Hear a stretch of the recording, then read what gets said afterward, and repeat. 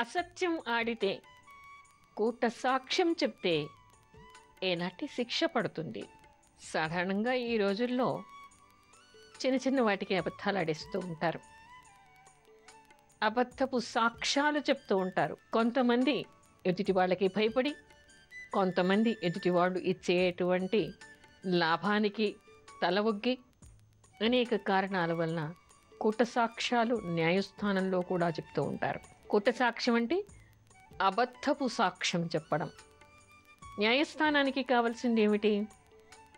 ఎవరైనా సాక్ష్యం చెప్పాలి. ఆ సాక్షి చెప్తేనే వాళ్ళు నమ్ముతారు. అది అబద్ధమైనా సరే చెప్పేవాడు నేను చూశాను అని చెప్తే చాలు, పాపం పుణ్యం వాడికే. తీర్పు మాత్రం ఆ సాక్ష్యం మీద ఆధారపడి ఉంటూ ఉంటుంది. అయితే అలనాటి నుంచి కూడా సాక్ష్యానికి ఎంత విలువ ఉన్నది అనేటువంటి విషయం మనకి కనపడుతుంది. సత్యానికి ఎంత విలువ ఉన్నది అనేటువంటి విషయం మనకి కనపడుతూ ఉంటుంది. మామూలుగా మనకి ఆధ్యాత్మిక గ్రంథాల్లో కనిపిస్తూ ఉంటుంది. ఎవరైనా ఒక వ్రతం కానీ, ఒక నోము కానీ, లేదా ఒక దీక్ష కానీ, లేదా అభీష్టం కోసం అని చెప్పేసి ఏదైనా జపతపాలు కానీ చేసినప్పుడు ఆ సమయంలో ఎవరు అబద్ధం ఆడకూడదు. అబద్ధం ఆడితే ఈ చేసినటువంటి ఫలితం మొత్తం కూడా పోతుంది. అది ఆ వ్రతం ఫలించదు, వాళ్ళకి ఆ కోరిక అభీష్ట సిద్ధి వాళ్ళకు కలగదు అనేటువంటి విషయాన్ని చెప్తూ ఉంటారు.